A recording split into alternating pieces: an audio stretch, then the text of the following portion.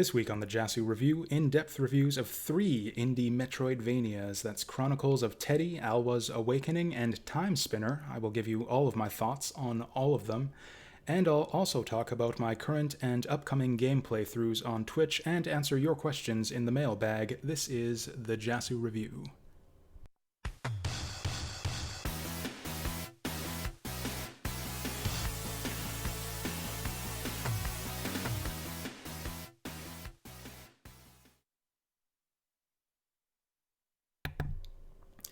So we'll start things off with a little bit of housekeeping here. I do want to apologize again for the messed up audio on last week's podcast. I had my noise gate enabled, which I had turned on for a previous stream to deal with some background noise. As a result of having that on, you will have noticed a lot of clipped sentences and cutting out audio on last week's podcast. So we will be sure to double check those audio settings on future podcasts. And it's a real shame that it ended up that way. I feel like the discussion on Battle for Westnoth last week actually went decently well, or at least it feels like we're getting a little bit better at this long form game discussion type deal. And speaking of improving the podcast, there's one thing I'd like to do here before we get started as well, which is solicit a little bit of help with the podcast here.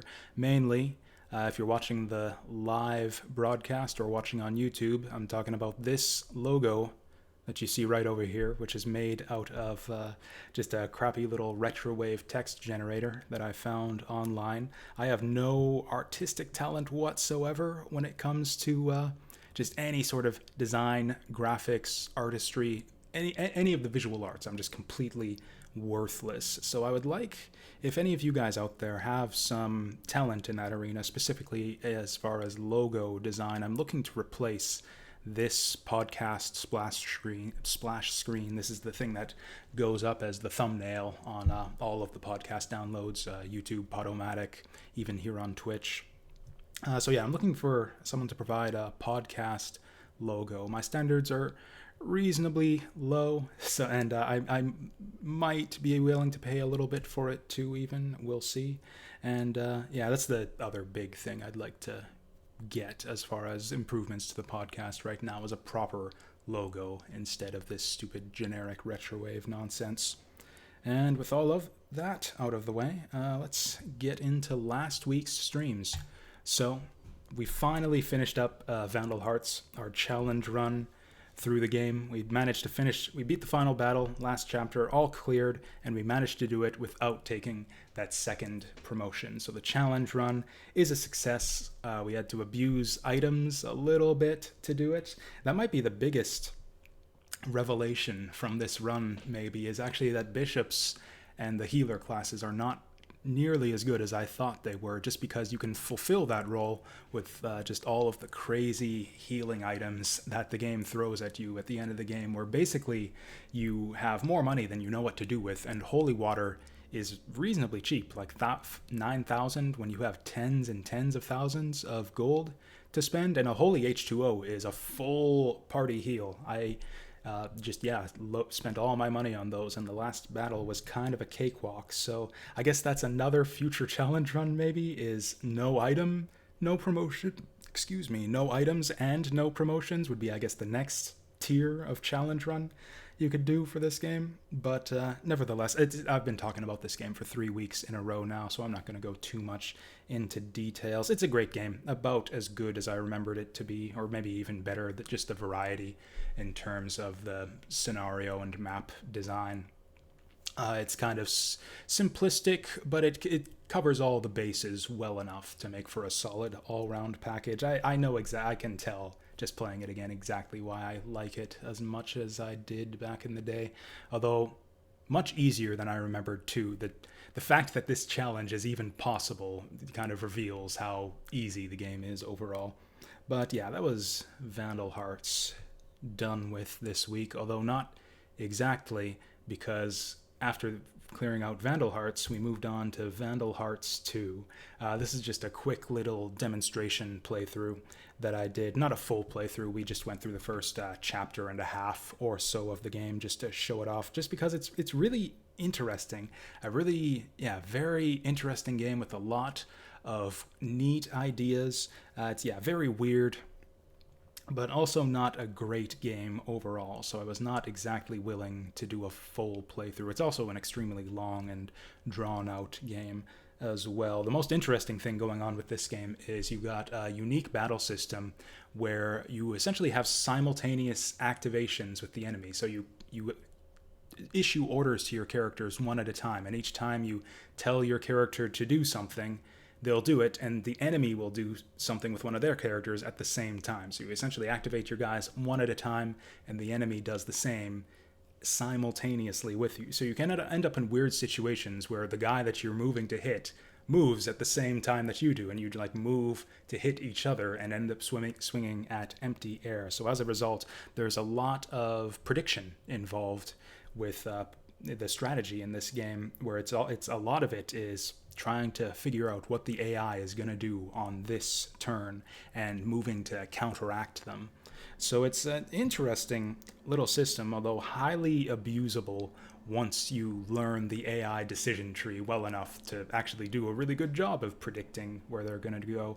And it turns out that I remember pretty well from my playthrough of this game back in the day just how the AI works. I was able to predict the enemy's movements throughout my little demonstration with pretty good accuracy, I would say, which is a bit of a shame, because as interesting a system as it is, it kind of just breaks down entirely once you're able to master the AI to the point where you can perfectly predict all their movements. And you don't even require perfect prediction either. You can kind of, with subtle ways that you can move your characters, you can set up situations where the AI becomes predictable, like deliberately exposing one of your characters to a back attack so that you know that the enemy is going to go for it, and then you can mix it up on him and move your guy away. Lots of stuff like that. Apart from that, the character loadout system is a lot more involved than I remembered too. So unlike with Vandal Hearts 1, which is a very character-driven system, like each character had their own specific class, and they were restricted to that class. You could branch them off a bit, like Clint could be either a guardsman or a swordsman, but that was it. And further to that, they all had very unique armor designs, and they all had their own very well animated, very distinct looking characters, and they scaled that back a lot in Vandal Hearts 2. The characters are all very generic looking, and that's to accommodate for the new equipment system, where it's much more freeform. Any character can equip any armor, any weapon, and you can there are no classes. You can customize your characters however you want. A character is basically a suit of armor and a weapon that you give them. And on top of that, there's a skill system a little bit reminiscent of the weapon skills from Final Fantasy IX, where you learn skills and spells for your characters by equipping weapons and learning skills from them. Each weapon has a skill associated with it. If you equip that weapon long enough, you will learn that skill, and then you can, once you've learned it, you can swap it out to other weapons. Each weapon has a number of slots for skills. So you end up, a character essentially becomes a little bundle of an armor and weaponry and the skills that you have slotted into each weapon, which is a really cool little system. You've got a lot of freedom as far as how you want to build your party. Like, the most we were able to do as far as restrictive challenges in Vandal Hearts 1 was, we can take the bad promotions, and we ended up with still a pretty well-rounded party. There's not a lot you can do in Vandal Hearts 1 to screw yourself over. In this game, you've got all the freedom you want. You can have a party full of all spellcasters or all flyers, all archers, all sorts of crazy just character loadouts and party loadouts that you can mess around with here. So it's cool to have that freedom, but it comes at the expense of character uniqueness. Like there's your characters basically contribute nothing to the package here. There was one point in the game where I decided, you know what, it's going to be funnier if I make Clint an archer. Or not Clint, what's his name? Clive. No, he had a different name in Chapter 2. Whatever, the big burly guy was going to be like our light archer class character. So it's, but I'd missed out on the opportunity to make him that. Oh, wait, no. I can just swap over this guy's equipment, and there, now these two characters are now swapped in their role because I just traded their equipment. That's all it takes to swap a character into a new role, is just give them new equipment. And all the equipment and stuff shows up on the character sprite too, and so they end up in order to accommodate that, the visual component of this whole armor and equipment customization system, all the characters are very just flat, generic looking. They're all wearing the same generic sets of armor, then they just have slightly different faces. Apart from that, the portraits in this game are really ugly this time around too. There's a lot of weird steps back from the original Vandal Hearts. Although one, not exactly a step back, but a change from the first game, is that it's got a much more serious and complicated plot. It's also a much darker tone. I think I counted, there's something like, we only played a chapter and a half of this game, and within that time I think we had 3 implied off-screen rapes occurring. So yeah, it's that kind of story. Oh yeah, and we didn't even get to creepy pedophile warden in the end.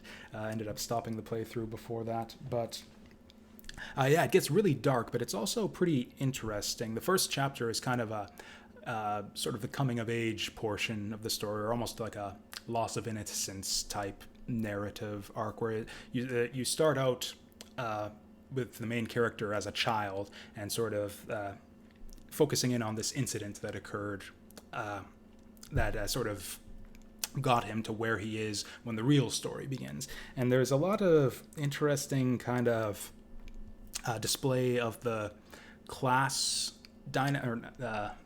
what's the phrase I'm looking for? This is something that's gonna have to get cut out of the audio download.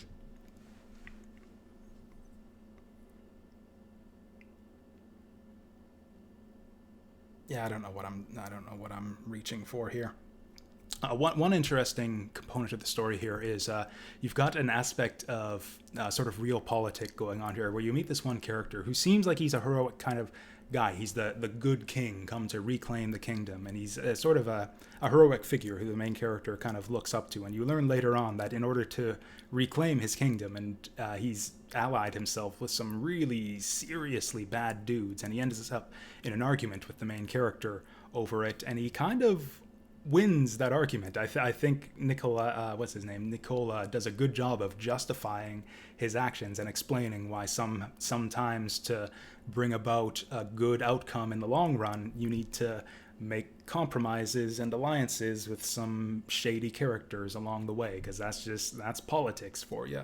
And it's kind of a rude awakening for the main character, and it makes for kind of an interesting story. I think it has potential. I don't remember enough details of the main plot of this game from my last playthrough, which would have been like over a decade ago, so I don't remember where the story goes from here, but it was interesting enough to start out with, and I think it has a lot of potential to go to interesting places from where we left off. With all of that said, one other weird step back from the first game is that the translation of the script in Vandal Hearts 2 is clearly of inferior quality to Vandal Hearts 1. There's a lot of questionable grammar and typos and whatnot. It's still readable and understandable. It's just kind of jarring and again, kind of low quality compared to the original Vandal Hearts.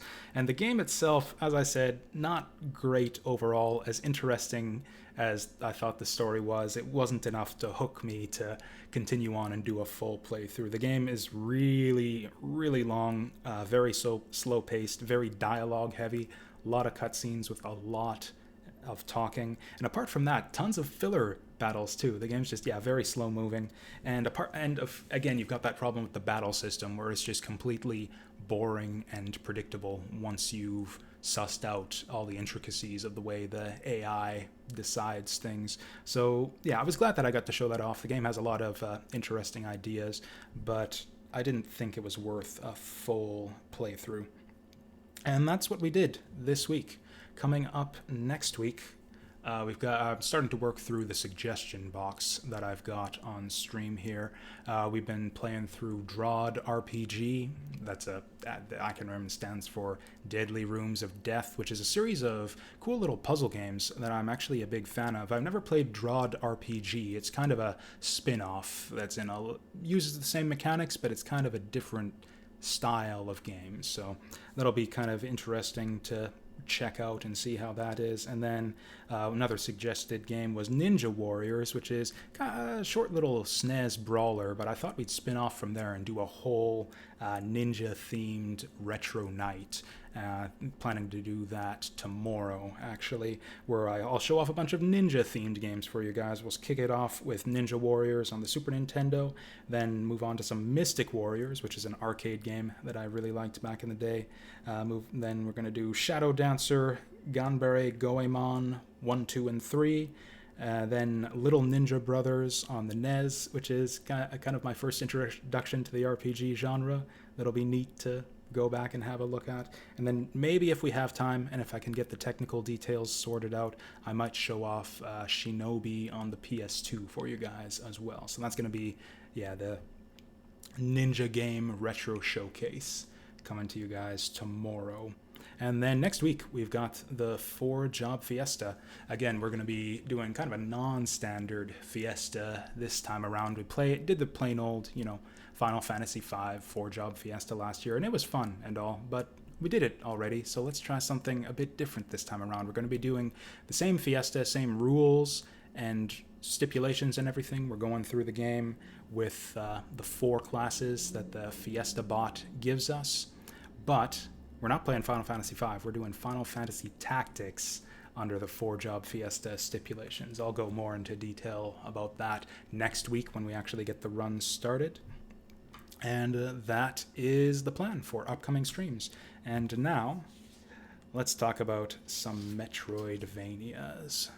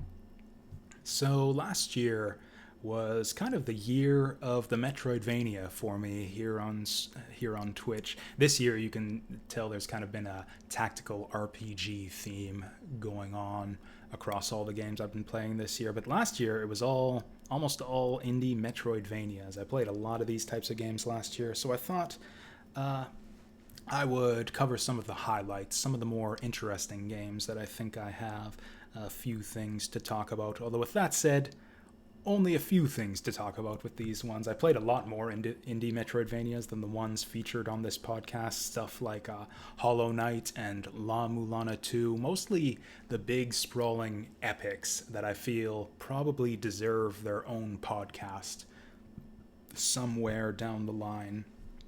So for now, though, we're going to cover just 3 of these smaller indie Metroidvanias that I picked up last year. And the first of these is Chronicles of Teddy, Harmony of Exidus.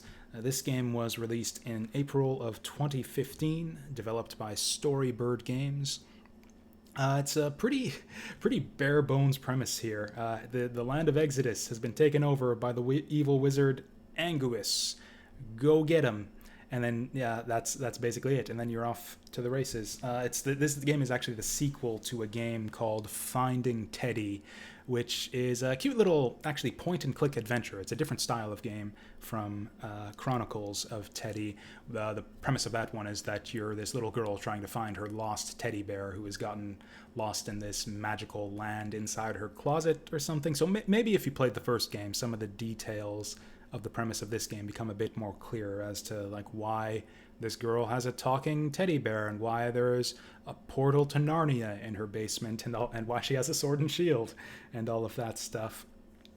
But yeah, they kind of throw you right into the action with Chronicles of Teddy, which I'm actually way into. As far as the game itself, it's very Zelda-esque in the way it plays. Specifically, there's some heavy Zelda 2 Adventure of Link influence going on here, just from the way that combat works, the way your main character is animated, the way she kind of shuffles along there with her sword and shield. Yeah, very obvious adventure, or yeah, Zelda 2 influence here, and it's also got that classic Zelda format on top of that. So you don't have the overworld like you did in Zelda 2, but you've got the same basic Zelda cycle where you've got some outdoor segments trying to figure out how to get into the dungeon, and then you go into a dungeon that's full of puzzles, and then you get an item or upgrade that helps you finish off the dungeon and solve some more puzzles.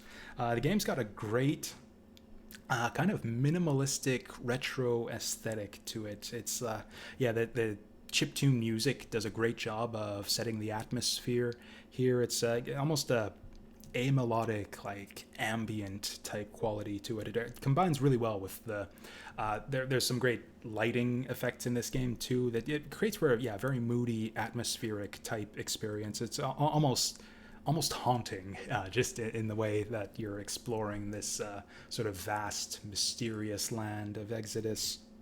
In terms of the tone, I thought it was a little bit reminiscent of games like Knit and Fez, just in the way that the environments are presented and the music and everything. It combines to make kind of a similar feel to those games, although personally I think this game pulls it off way better than either Knit or Fez. And one of the qualities of the game that helps to kind of enhance the sense of mystery and wonder at the world around you is that it's not a terribly lonely experience the way a lot of these games are. You've got NPCs littered throughout the game world, but they speak a foreign language and you can't really understand them at first. And that's where we get to kind of the main centerpiece of the game mechanics here, which is this device called the Musicom. It's a very Zelda-like device, very reminiscent of the ocarina from Ocarina of Time. It plays musical notes. You can play little ditties on it to cause certain effects in the game world, open doors, that kind of thing. But but there's a little bit more to it than just your standard Zelda ocarina. In addition to each button on the Musicom corresponding to a musical note, they also have runes on them that are essentially syllables that comprise the game's language. So you'll see the NPCs throughout the game world spouting gibberish at you, and that gibberish, you can actually spell out those words using the buttons on your Musicom. You'll unlock new runes for it as you progress through the game, and then talking to NPCs is the way that you fill out your dictionary. You actually fill out a dictionary that helps you map these combinations of runes to the words that they mean. So there's actually a component of deciphering clues and whatnot when it comes.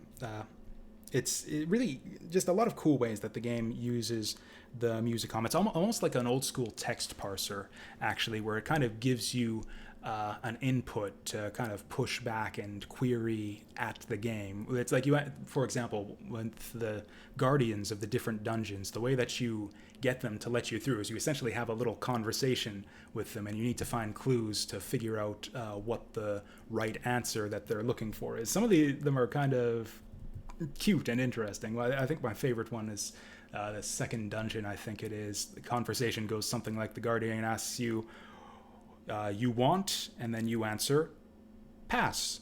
Then he asks you for word magic, and you say, please. And that's the puzzle right there. I don't feel, sadly, that's not much of a spoiler there, because it turns out that the clue that you get to resolve these dialogues is basically you find an NPC in the game world who tells you what to say. But the whole concept is really interesting and unique. And the game finds more new and interesting ways to use this Musicom device over the course of the game. At first, it's really basic stuff. Just the NPCs tell you passwords. You learn these kind of magic combinations of words to interact with the environment in certain ways, making platforms appear, making vines disappear, that kind of stuff. And then you get to the riddles inside the dungeon. So I remember there was this great point in the game where it's been nothing but, door passwords. You find some runes written somewhere, you type them into your Musicom, and the door opens. And then I find this big combination of like 5 runes. I type them in, the door doesn't open. What the heck's going on here? So I check my dictionary and decipher what the runes actually mean, and I realize that, this is actually a clue as to what the password is. So it's not just type in what the game tells you to type in. You've got to figure things out a bit. There's actually a little bit of a riddle going on that you've got to solve and find the right words in your dictionary to figure out how to get past. It's and then, especially once you get to the second dungeon, the game uses another kind of secondary property of the Musicom that I didn't even notice to put across some interesting puzzles. And it just kind of mind-blowing at that point, just all the different clever ways that they think of to use this Musicom. And then at that point in the game, my mind was just blown with all the possibilities of where they could go from here. I was noticing some other different subtle properties of the Musicom and thinking of ways that they could present puzzles to make use of all those. Other opportunities for ways to use kind of the minimalistic dialogue system to solve puzzles. Kind of interesting riddles that could be interesting ways to do riddles and such with the dictionary of words that I've been given. It's a really just awesome, maybe one of the most unique and interesting game mechanics I've seen in this type of game. And then they kind of stop with all of that in the second half of the game. It's a complete disappointment, talking about just my mind blown with the possibilities, and then they never really do anything else with it from there. Or not even do they not do anything new with it after the second dungeon. They don't even do the interesting things from before anymore. Like I was talking about how the game would give you riddles to solve by deciphering these different in-game language clues. They don't even really do that anymore. From the second half of the game onward, it's nothing but just door passwords, and that's about it. And then the occasional sound puzzle. And it's like, really, you ran out of ideas already? There are so many just awesome, interesting puzzles you could create with this device here, and it just feels squandered. Yeah, nothing new. Even the good stuff from before, they just stopped doing it. And in fact, the fourth dungeon doesn't really have much in the way of puzzles at all. It's essentially just a battle gauntlet of hallways full of enemies. So yeah, really, really let down by the second half of this game. And even apart from that, even the bosses start going downhill starting from the second dungeon. The first boss in this game is actually really solid, kind of set me up to have high hopes for what came afterwards. Second boss, kind of all right, but really easy. And then they just went sharply downhill from there. The third boss actually caused glitches. Like the game crashed on me 2 or 3 times when I was trying to fight the third boss, which was obnoxious. The fourth boss was terrible. The final boss was really terrible. Just like a long, tedious, like 5 or 6 phase slog where you're just waiting around for the boss to expose his weak point. Just terrible second half to this game. It was such a disappointment. I've talked last week about the way that I've warmed up to certain games over time. This is probably the biggest instance of the reverse of that I've ever seen. I've never soured so quickly on a game before. I thought this had the potential to be just an all-time classic of the genre with this Musicom thing and all the cool things they were doing with it, and then they just stopped. Just the ideas dried up very, very quickly. So that was a bit of a shame. The game peaks fairly early and then declines sharply in almost every way from there. Uh, with that said, I would really love to see a sequel to this game that explores the ideas of the Musicom in a bit more depth, or has some other similarly interesting language-based device and actually uses it to its full potential. So I've definitely got my eye on the developers here. Although with that said, their newest game is actually a Wonder Boy a Monster World knockoff, as opposed to a more of a Zelda-like puzzle-solving game. The name escapes me off the top of my head, but I'll put a link to it in the show notes at the end of all this. So, yeah, unfortunately, a lot of great ideas here, but also a greater amount of unrealized potential. Final score, I'm gonna say this one was a 2 out of 5 for me overall.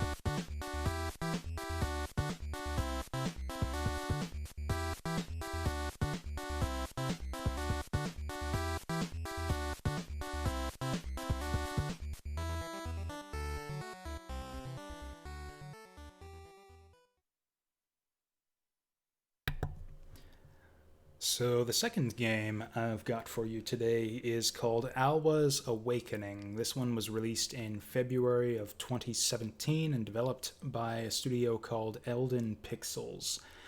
This one bills itself as an authentic 8-bit retro style game. It's sort of in contrast to a lot of the other sort of faux retro style games you see these days. Chronicles of Teddy is actually a decent example of that, where it's got kind of an 8-bit style to it that evokes the feeling of old school 8-bit games, but it's actually a fair bit fancier than that. Like, there are just so many different colors on screen and detailed pixel graphics that are well beyond anything that would have been in the capabilities of any 8-bit system in Chronicles of Teddy. Same with the music. It's got some 8-bit chiptune sounds, but also a lot of kind of ambient techno-y type stuff in the soundtrack. Alwa, on the other hand, bills itself as authentic. It looks and sounds like an NES game, and yeah, I'd say it pretty much nails that goal almost perfectly. It looks like and sounds like the type of game that could have come out in the latter days of the NES, and it's great, and one of the better titles on the NES at that. It's a great looking game, easily on par with the just in terms of aesthetics with the best on the system, stuff like Mr. Gimmick. And although with that said, it's much smoother play control as a result of being a modern game with on modern hardware and all of that. So yeah, that's as far as the authentic 8-bit style, I'd say they absolutely nailed that. As the game itself is a puzzle platformer Metroidvania, where you've got 3 spells. You can create these green push blocks. You can create bubbles that rise up, and you can ride them as platforms. And you've got a lightning bolt that is just a straight line projectile. And you'll be using these spells to solve various puzzles throughout the game world, trying to find hidden secrets. Your main collectible is these blue gems, where you're trying to collect all of them to get the best ending.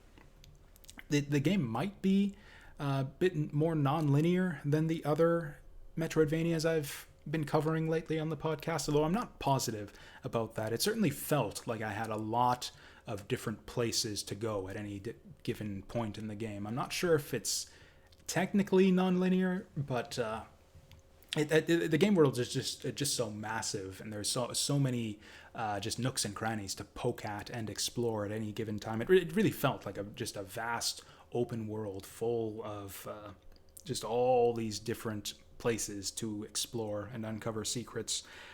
With that said, it's definitely got a very old school design sensibility as well, even apart from the aesthetics, maybe even almost in kind of a bad way. So a lot of the secrets in this game are hidden behind just mazes of false walls and invisible platforms, and a lot of that kind of old school type puzzle solutions that you would see in old games like Legacy of the Wizard and stuff like that. So it's also just kind of a vast, sprawling experience. It can take I'd imagine it would take you a very long time to get the 100% on this, as is usual for me. I don't typically have the patience for all of that, so I didn't 100% the game myself. But if you did, there'd be a lot to work through here. So the game's definitely got some meat on it, and the puzzles are good too. I think that the puzzles in general make good use of your 3 basic tools. There are also some shortcuts littered throughout the game that you can use your spells to unlock those as well. Although with that said, it's just a fun world to just explore through and get lost in if you like the sensation of being lost and immersed in a Metroidvania like that. With that said, a big part of the sprawling feel of the game has about as much to do with the size of the game world as it does with the speed of your character. This is actually a very slow game to play, and it was kind of a slog, I found, to backtrack your way across the game world, especially in the late game. Like all of your tools that you have are very slow to use. Sometimes you float your push block across the water, and that is pretty slow. Your bubble platform rises up very slowly, and the game is definitely very slow paced, which is fine for a certain style of game, but I don't think it really works in a Metroidvania with a big, vast open world. Most Metroidvanias give you extra special traversal tools, like really big shortcuts in the late game, or just things to expedite backtracking a lot. Stuff like your speed booster in Super Metroid, or the space jump, the spark ball, what's it called, screw attack, that kind of stuff, to make it so to really make it easy to backtrack through the game world. And this game doesn't really do that. All you get is a few dinky little shortcuts that take almost as long as the main path by riding your slow-moving block or bubble. The teleports are spaced very far apart, and speaking of that old-school design sensibility, checkpoints are spaced very far apart as well. So if you miss a jump and fall into a pit, that's a lot of level that you're going to have to backtrack through to get where you were before. So in the end, I don't know about this one. There's a lot of good stuff here. I talked last week about the notion of the basic appeal of Metroidvanias, just the basic satisfaction of sweeping across a big game world and poking at every nook and cranny, trying to find all the hidden secrets. And I think people who are really into that type of experience will get a lot out of this game. People who won't mind the somewhat more, we'll say, relaxed pace of this game. And all of that, with that said, I think the more slow pace of the game combines well with the aesthetic here. It's got the kind of the right atmosphere, again, reminiscent of old school NES games that also had these big, complicated Metroidvania mazes you could get lost in. With that said, it's still rather too slow for my liking.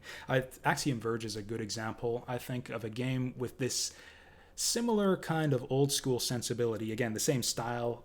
I consider Axiom Verge to be the same category of Metroidvania as this one, where you've got a big open world with tons of nooks and crannies to poke at with all your different cool, fun little tools.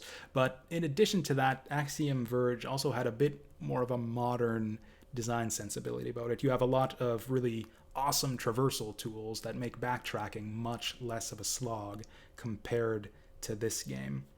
And with that said, comparing it side by side to Axiom Verge, I found Alwa's Awakening really boring by comparison. It was, yeah, just way atmospheric, but way too slow for me.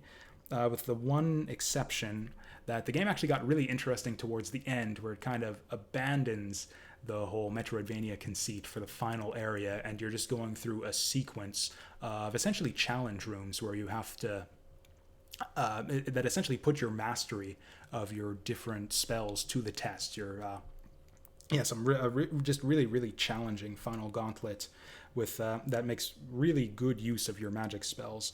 It was kind of my favorite part of the game, which kind of raises the question: did this game need to be a Metroidvania? I asked that question a couple weeks ago with Iconoclasts, and so with that said, I think that it does. As much as I liked that final gauntlet of puzzle rooms, that most of the game consists of exploration. I think that the retro aesthetic and the atmosphere and the exploration aspect is really the main draw here. And everything is solid overall. I don't want to harp too much on the negatives. It's just, man, just the slowness of it all really held everything back for me. As much as I liked the puzzles and the play control, the aesthetic, the boss fights were pretty good too. They were decent, nothing to write home about, but yeah, I liked the boss fights well enough, I would say. So yeah, just a solid all-around package. It's just that it takes so long to get everywhere, and we backtrack so much over the same old territory, and it takes so long every time. It just, the game didn't work for me overall. With that said, it might just be me. I know this game's got generally very positive reviews across the internet. It could be that I just didn't grow up with this style of game and never acquired the taste for this kind of very slow-paced, almost repetitive style of Metroidvania.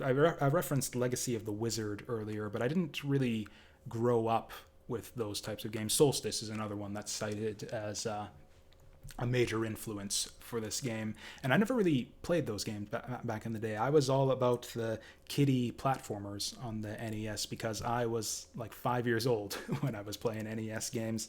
So yeah, never really acquired the taste for this kind of slow-paced, repetitive Metroidvania puzzle game. So maybe if you did grow up with those types of games, Solstice, Legacy of the Wizard, that kind of stuff, then maybe you would get more out of this one than I did. So this one's tough to score as a result. I decided to give it a 2.5 out of 5. It's going to be a 2 for you if, like me, you're a bit more impatient and like to keep things going, move forward at a nice brisk pace. Whereas if you have more of a tolerance for a bit more pensive, slow-paced type games, this one might be more like a 3 out of 5 for you.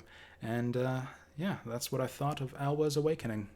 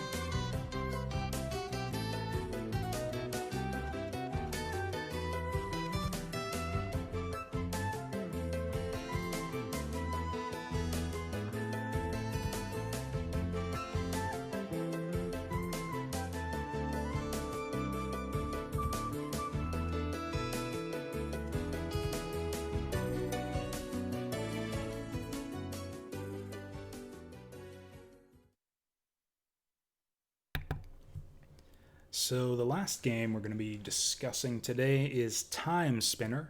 This one was released actually just last year, September 2018. So I actually played this one when it was new. This was developed by Lunar Ray Games. I believe this is their first release. So Earlier in the podcast. So we had the one indie Metroidvania heavily inspired by Castlevania 2. We had one heavily inspired by Legacy of the Wizard, and this one is Castlevania inspired. Castlevania is very clearly, and we're talking the latter day post Symphony of the Night Castlevania games in particular, were very clearly the main inspiration for this one.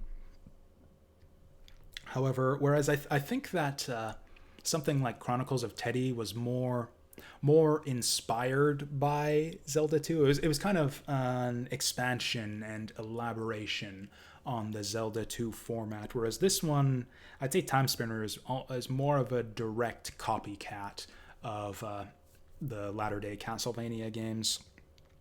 With that said, it does a really good job at that.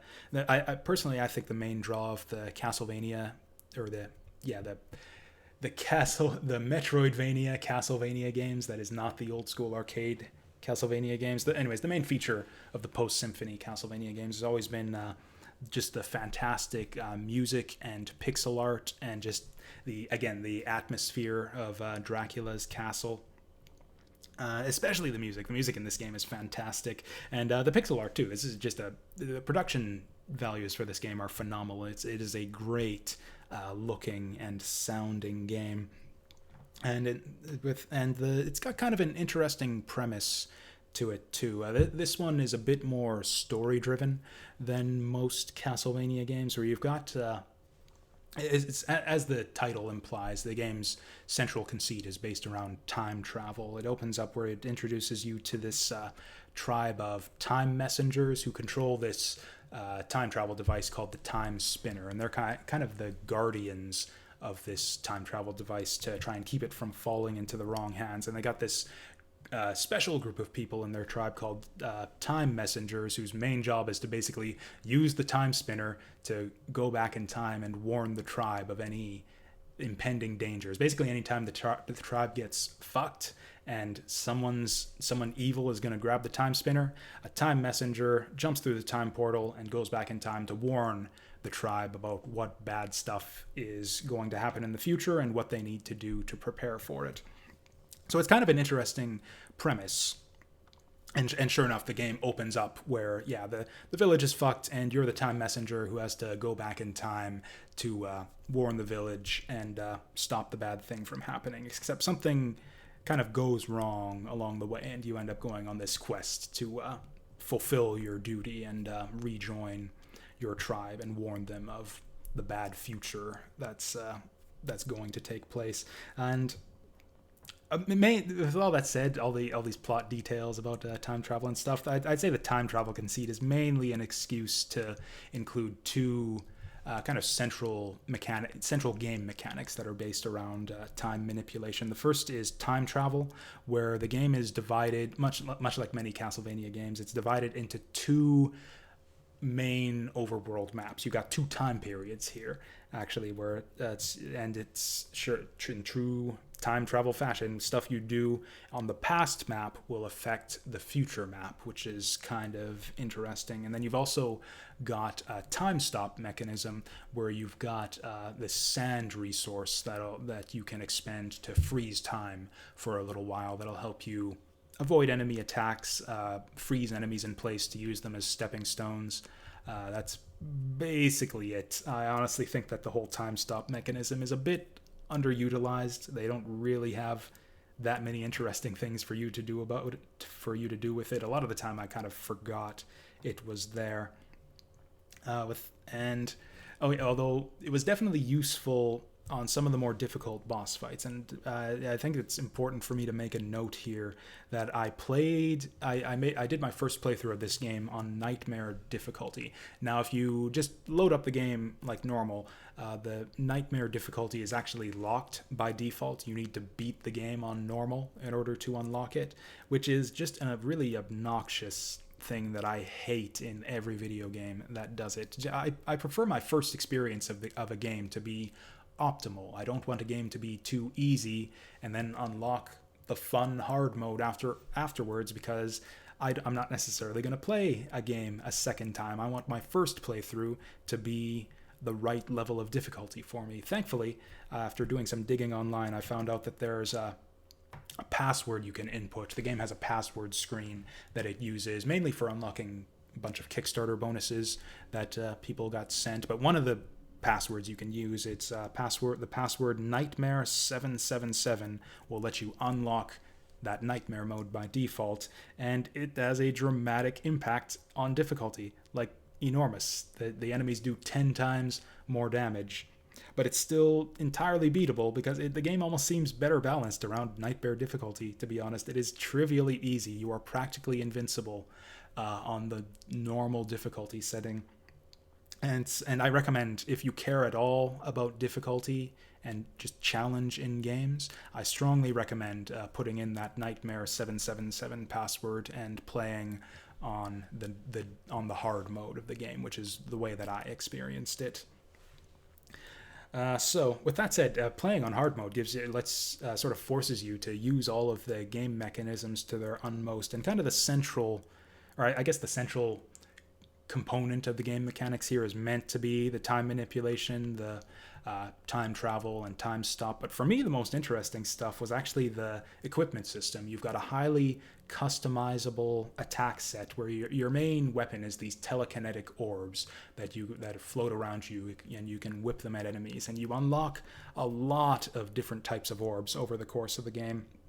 It's a bit reminiscent of the different monster souls you could get in the later portable Castlevania games, Dawn of Sorrow, Aria of Sorrow. It's kind of like that, where you're collecting all these different orbs with very just distinctive properties, very, very varied and creative different orbs. You've got some orbs that they will shoot boomerangs or homing lightning. You've got an orb that turns into a gun. That's fun to use.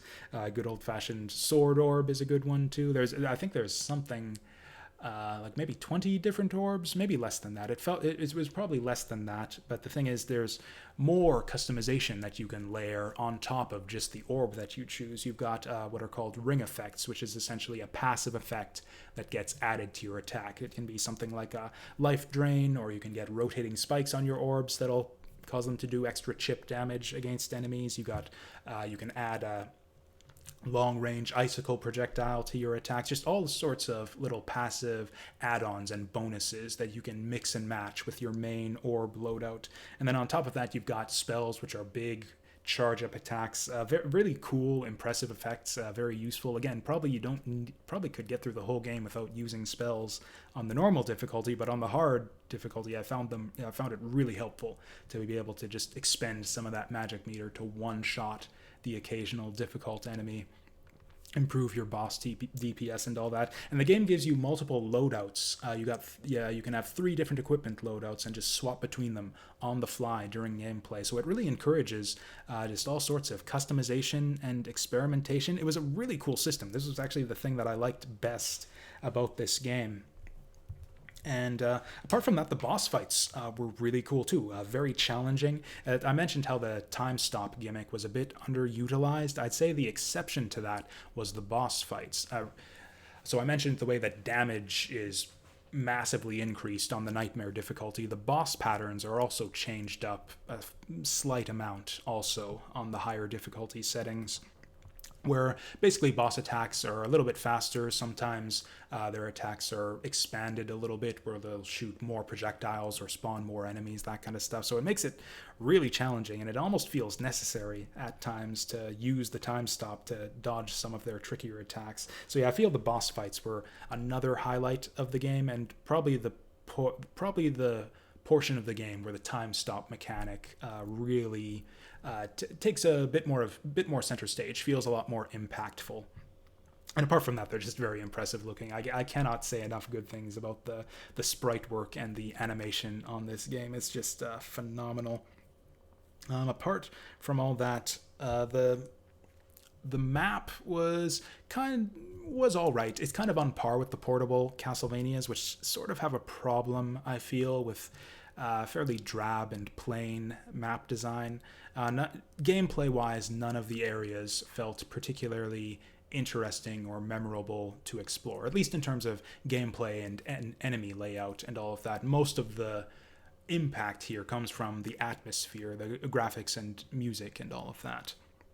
And another way that the areas kind of differentiate from each other is that there is a fair bit of plot in this game as well. Like there's an actual developed setting here that factors into the main plot.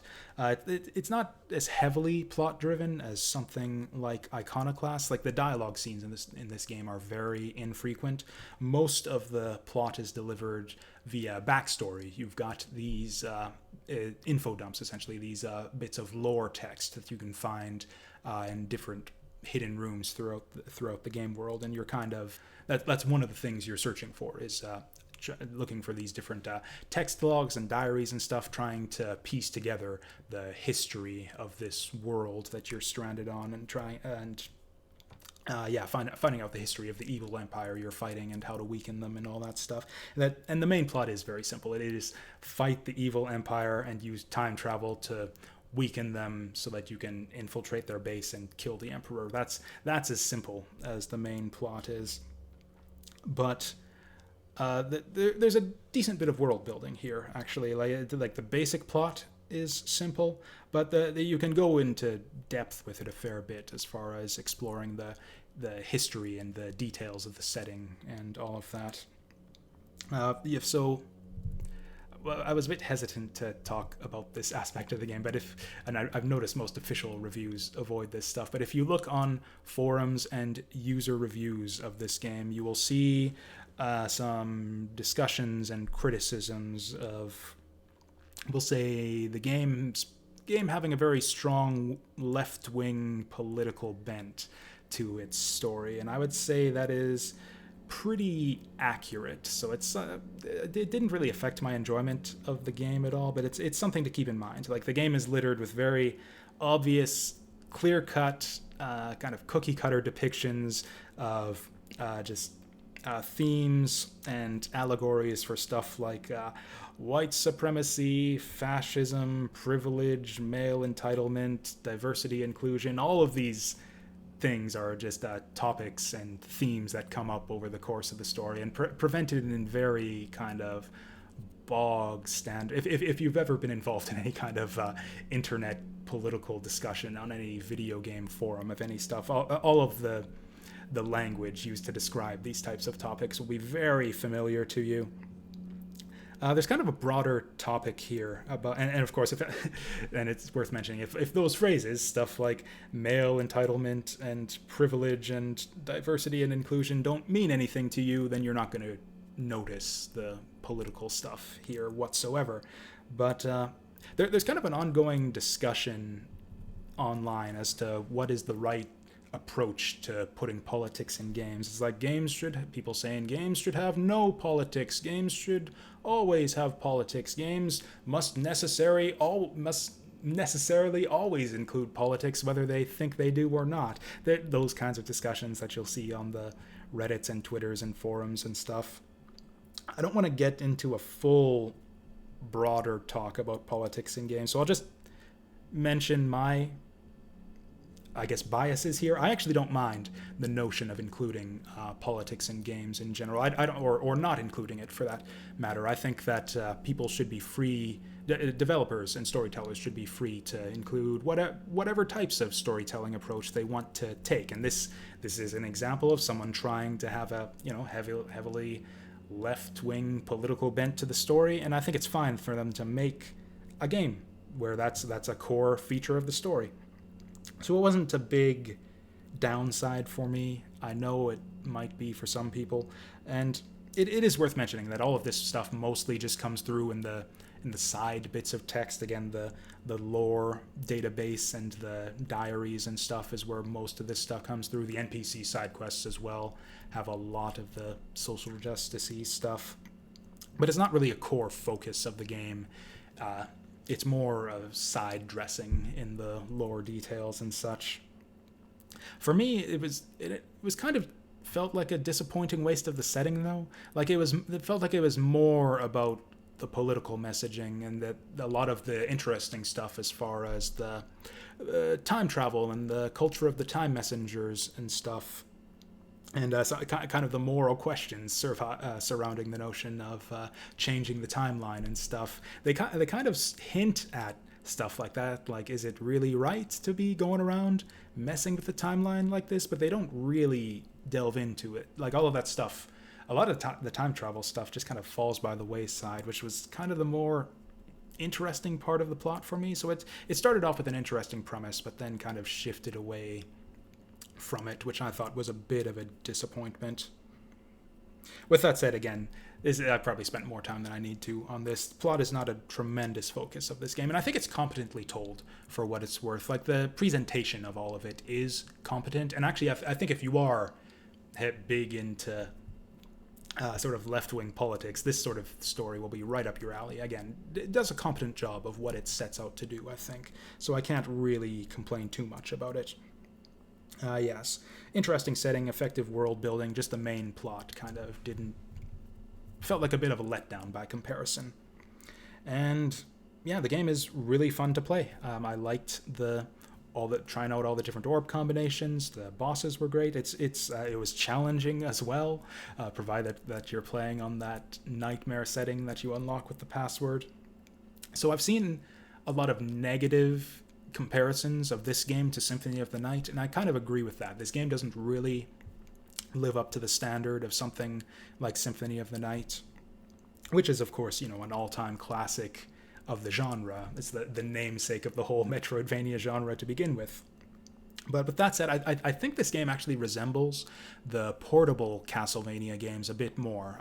Stuff like Aria of Sorrow and Portrait of Ruin in particular. And just in terms of the design of the maps, the way that you've got these highly customizable, collectible attack systems here, collecting the orbs and stuff. So with that said, if you compare it to the portable Castlevania games, I think this game actually stacks up extremely well. I prefer Timespinner to any of the portable Castlevania games. I think this one just like stands head and shoulders above any of them, even the best of them. And a lot of that is just strictly across the board. Like, the graphics are better. I enjoy the gameplay systems a lot more. The map is slightly better laid out, I'd say. There's a lot more enemy variety. The plot is slightly more interesting. It's even got better music, better story, better ambience. All of that stuff is just across the board strictly better than all of the portable Castlevania games. And I liked this game a lot. This is one of the better indie Metroidvanias. And I think that's about all I have to say about it. Final score, 4 out of 5.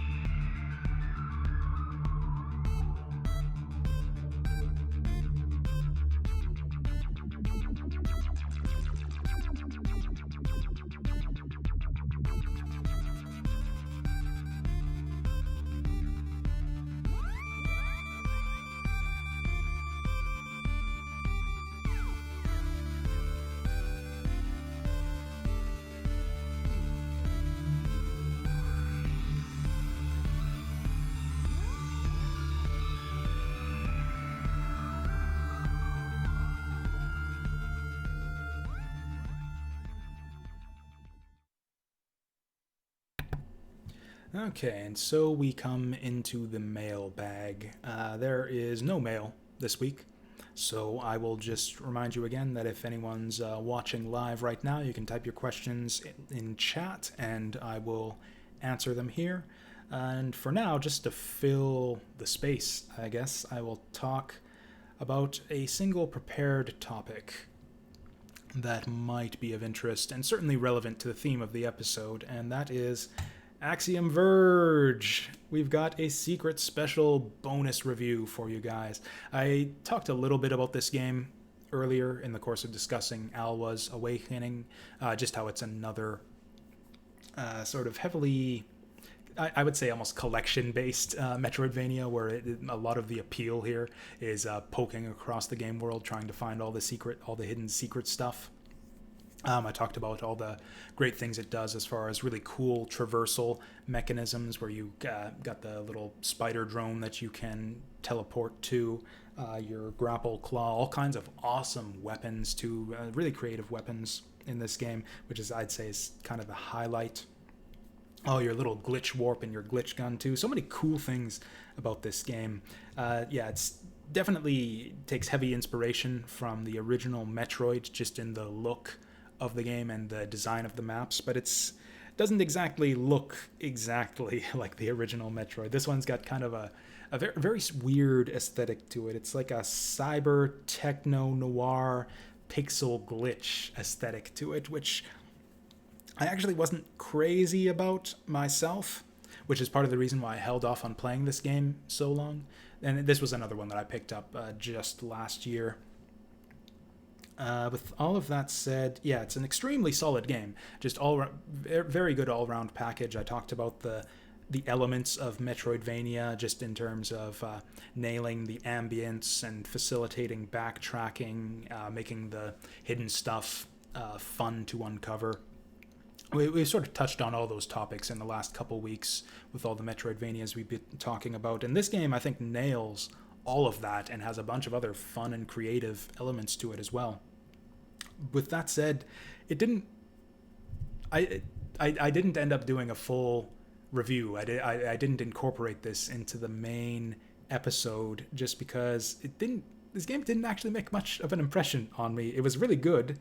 I liked it overall. In fact, I don't even think I have any major criticisms of it. It just did not strike me as especially memorable or interesting, and I didn't think that I could fill a full segment with a review on this game. I don't think I have that much to say about it. It's really good, extremely solid. I had a lot of fun while I was playing it. I think if I try to hone in on my the source of my indifference here, I think a lot of it has to do with the aesthetic, which is, again, the ambience is a big factor, I think, in the enjoyment of a Metroidvania, and the visuals in particular did not really do it for me here. I find them a bit garish and hard on the eyes. The areas didn't seem super distinct from each other than having a slightly different color scheme. I'm just struggling to find. It was a big struggle to find things to talk about with this game. Other than that, it's a really good, excellent all-round package. Maybe I give this a 3 out of 5. Maybe it deserves better, and it's just just my bad taste in as far as the visual design here, and not really being that into it. I don't know. Who cares what I think? It's a fine game. If you like these types of games, you should play it. And that's my review of Axiom Verge. With that out of the way, we're gonna check chat for any questions here for the mailbag. Looks like there's nothing, so I guess we're just gonna move on to the outro.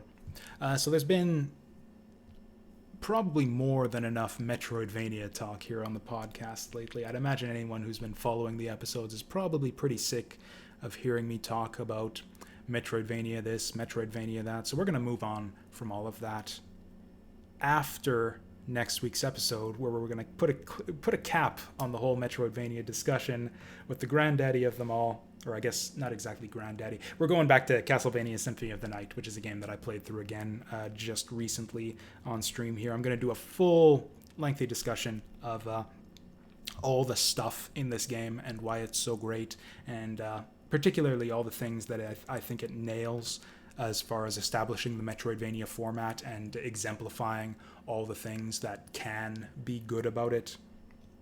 Next week, full discussion of Castlevania Symphony of the Night, and then, for variety's sake, we're going to move on to other things from there.